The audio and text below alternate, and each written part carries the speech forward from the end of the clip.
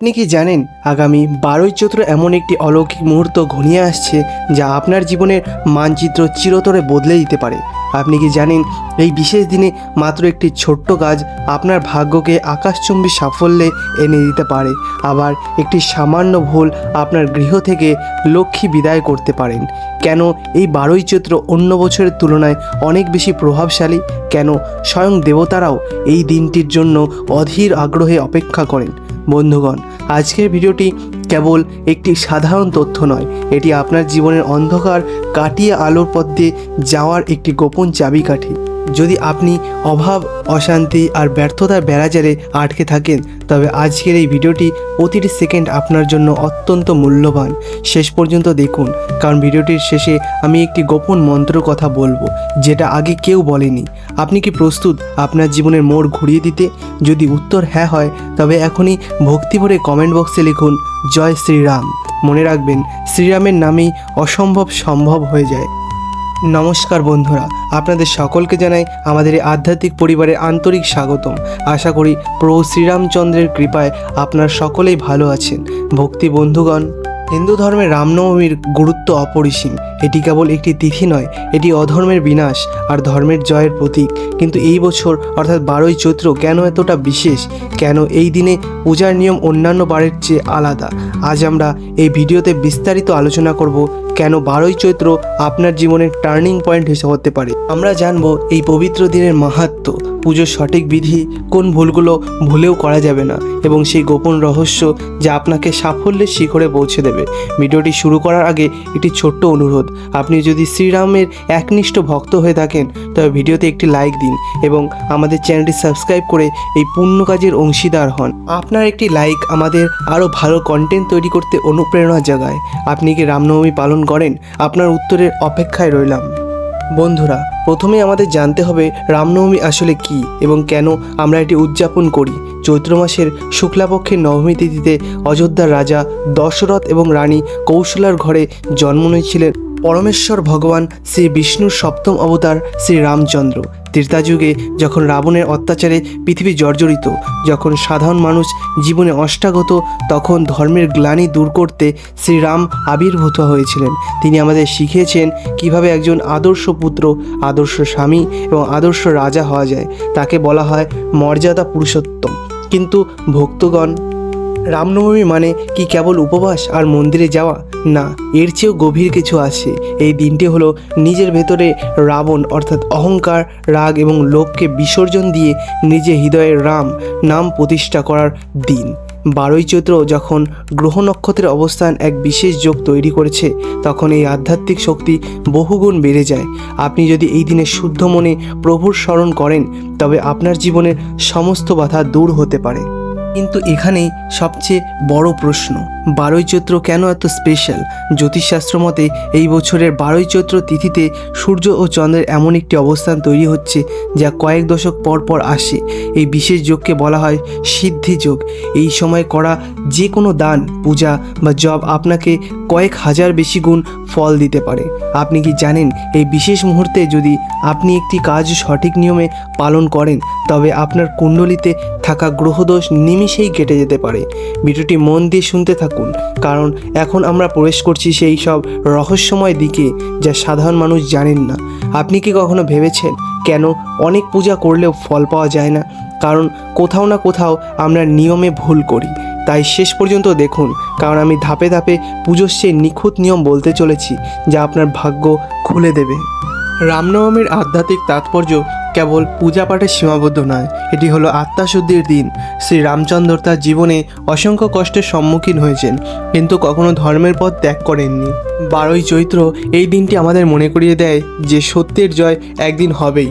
এই দিনে যারা ব্রহ্ম মুহূর্তে ঘুম থেকে উঠে স্নান সেরে সূর্যদেবকে জল অর্পণ করেন, তাদের আত্মবিশ্বাস হিমালয়ের মতন দৃঢ় হয়।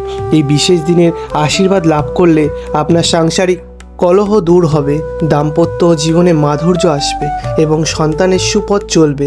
কিন্তু সাবধান, এই আশীর্বাদ পেতে হলে আপনাকে কিছু কঠিন নিয়ম পালন করতে হবে।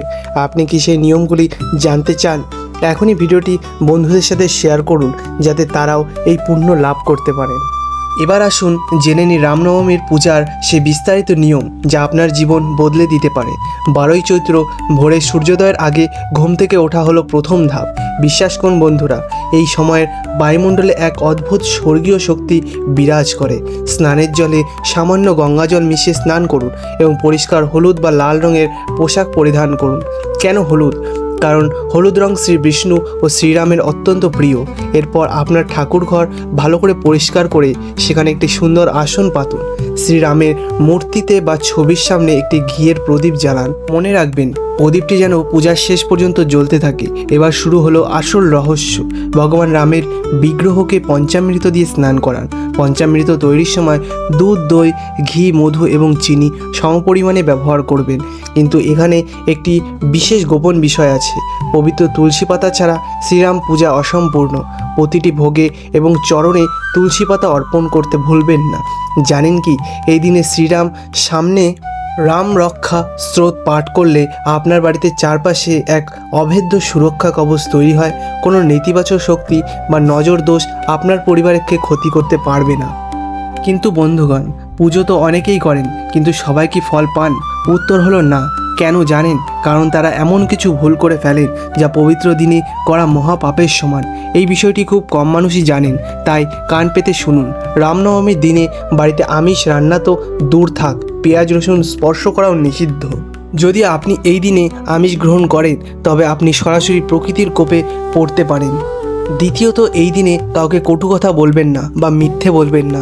শ্রীরাম হলেন সত্যের প্রতীক, আর আপনি যদি এই দিনে মিথ্যে বলেন তবে সমস্ত পূজার ফল শূন্য হয়ে যাবে। তৃতীয়ত, বাড়িতে কোনো ভিক্ষুক বা অভুক্ত ব্যক্তি এলে তাকে খালি হাতে ফেরাবেন না। মনে রাখবেন, ভগবান রাম যে কোনো রূপে ধরে আপনার দরজায় আসতে পারেন। আপনি কি চান আপনার অজান্তেই আপনি ভগবানকে ফিরিয়ে দিন? নিশ্চয়ই না। তাই এই ভুলগুলো এড়িয়ে চলুন। কমেন্টে একবার লিখুন, ক্ষমা করো প্রভু, যাতে আমাদের অজান্তেই করা সব ভুল রামচন্দ্র মার্জনা করেন। এবার আমি আপনাদের সেই গোপন টিপস বা সিক্রেট টিপ বলতে চলেছি, যা আমি ভিডিওর শুরুতেই বলেছিলাম। 12ই চৈত্র দুপুর ঠিক 12টার সময়, যাকে অভিজিৎ মুহূর্ত বলা হয়, সেই সময়টি শ্রীরামের জন্মের মুহূর্ত। এই সময় আপনার ঘরের ঈশান কোণে একটি কেশর মিশ্রিত ঘিয়ের প্রদীপ জ্বালান এবং সেখানে একটি লাল কাপড়ে 11টি হলুদ এবং একটি নারকেল বেঁধে রাখুন। পূজা শেষে এটি আপনার লকারে বা টাকা রাখার জায়গায় রেখে দিন। এই ছোট্ট একটি কাজ আপনার অর্থকষ্ট চিরতরে দূর করে দেবে।